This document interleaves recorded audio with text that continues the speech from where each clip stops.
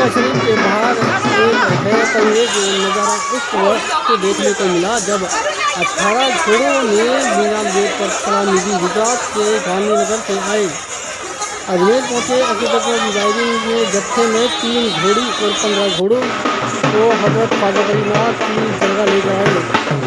आपको बता दें कि हजरत ख्वाजा गरीबनाथ की दरगाह में 13 घोड़े और घोड़ियाँ लेकर एक अकीदतमंद दरगाह पहुँचे।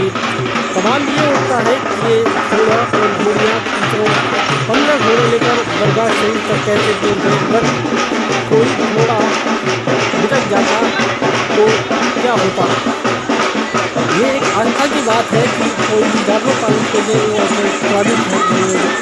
खिलाने के लिए दरगाह शरीफ जरूर आता है, लेकिन यही भी मानना है कि अगर ऐसे हालात हुए हमारे तो गरीब नवाज की दरगाह पे दीदार करने के लिए आए। गांव बिलमड़ा, तालुका दहगाम और जिला गांधीनगर और घोड़ी का नाम है चांदनी और फार्म बिलमड़ा। कुल घोड़ा 17 से 18 घोड़ी है। ये दीदार करने हम आए थे हमारी खुशी से।